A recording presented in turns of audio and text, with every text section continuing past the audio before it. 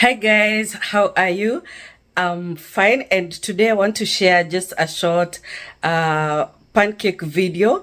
I know a lot of people love making these flapjacks, and I show you the easiest method ever. I've used it before on the channel, but today I was making it and I had ample time because I was mixing it before I went out for a walk with my son, and I came back to finish making it. These were requested by one of my sons. He wanted to take them to work.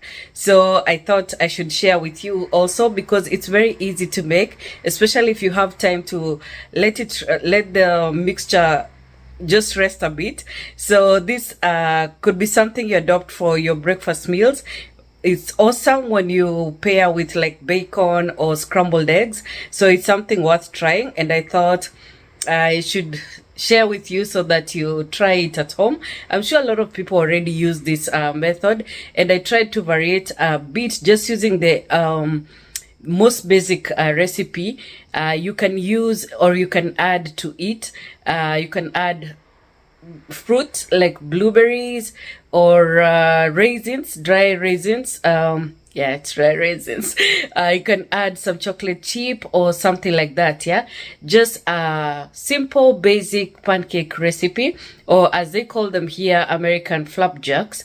And these are thick and very yummy also, just very subtle in taste, and so it pairs well with most breakfast items. So here goes.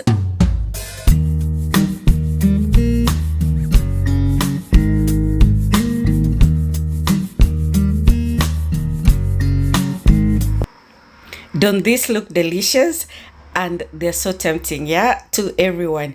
And they're so simple to make. So I'm going to use my 1 cup portion, and I'm going to measure 2 cups of flour. I'm using self-raising, and like I said, you don't have to use oats, but I'm adding them here for texture.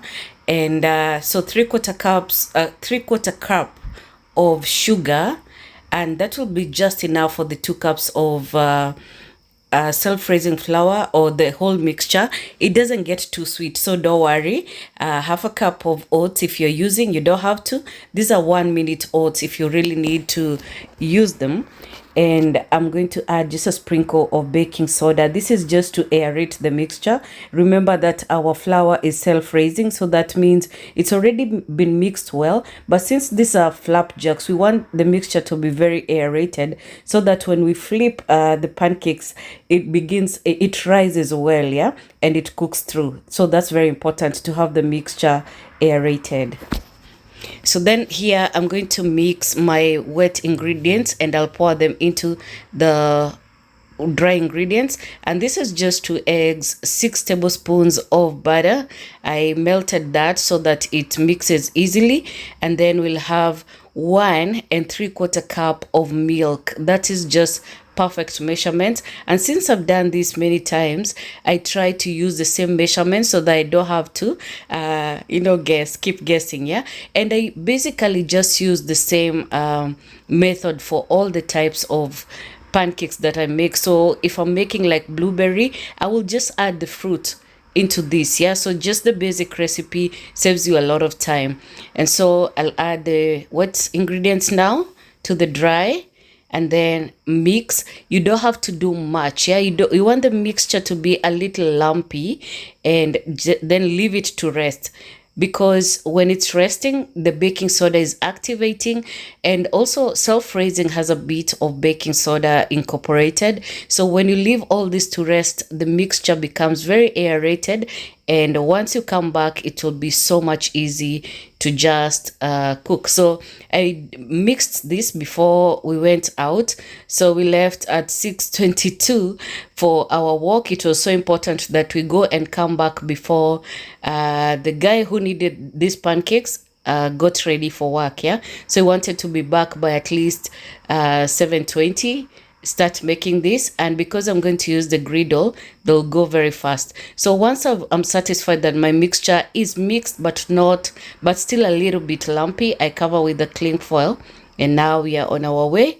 These guys do keep me company when I need to walk, and we are so lucky that it's summer, so the sun is out early, and we try to do this early because it gets very hot otherwise. Yeah, so we are doing this for like 30 minutes and then come back to start cooking. We got into the park, and this is how it was looking today. It wasn't a lot sunny, so we came back at 7:23, and I put my griddle on. This has been helping me a lot. One thing you will notice that you won't notice when you're using a pan is that the coil, where the coil where the coil is showing, yeah, on the pancake, you will notice that there's like a darker line on the pancakes where the coil is situated on the griddle, but it won't make much difference. Look at our mixture now. It's much thicker. And so we're going to use just like a quarter cup. Yeah, usually I make half cup portions, but for this, because it's thin, it's hard time to rest, I'm going to use just quarter cup. And yeah, I'm just showing you my water. I'm hydrating as I cook. I just needed some ice water. So about just a small portion, because it does spread more here than it does on a pan, because when I use a pan, I use a fitted pan.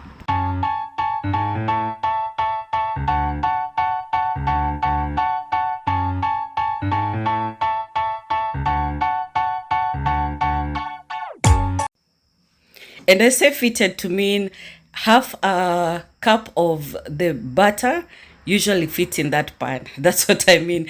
So these ones I'm going to add to crush in some pecan, because pecans are easy to crush because they're soft nuts. Yeah, and so I'm going to speed up this video because you don't want to wait to see the whole process. But what you will notice as these pancakes are coming up, the air in the pancakes is released through the bubbles. Yeah, so you'll see some bubbles come up and then burst open.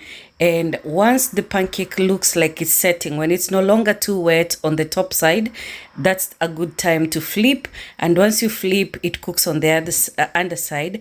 Now, some people do like to melt butter on the griddle or pan so that the pancakes are crispy on the edges. That's not me though. I don't like adding any more butter after I've mixed, and I find that the 6 tablespoons of melted butter that I add in the mixture are just enough. Yeah, so if you're using like a non-stick pan, it's going to give you a good results. Not necessarily crispy on the edges, but I like this uniform look. It really looks nice, doesn't it? I think it does. So this is how I like it, and that is why I don't add any butter. If you like them crisper, you can add some butter. So what I'm doing is just adding my top ups. And the first ones were pecans, the second some raisins, and then I added some blueberry.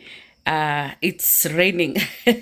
It's raining outside, and I just love the view when this happens. I just wish we had larger windows, but I love seeing it when it's raining, and so I had to stop and see that. I hope you like such views too. So our pancakes are doing well. And so for these ones, I'll add blueberries. And this mixture gave us 12 pancakes. Usually when I'm using half a cup, I get 8 pancakes in a pan. Very tiny pans, yeah? So not usual pans.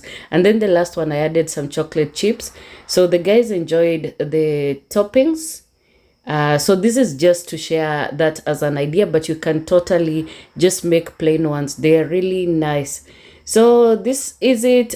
You can serve with some fruit, and I'm going to top up with some cream that Toshi whipped on that bowl, and then some Canadian maple syrup. Yeah, so this one we actually got in Canada, and we were hoping that it's thicker, but I really do think maple syrup doesn't need to be thick to be good. I just hope this is the authentic one, but it's delicious enough. So that is a good serving suggestions. The guys love the pancakes, and yeah, I hope you do enjoy, and please try and practice. Bye bye.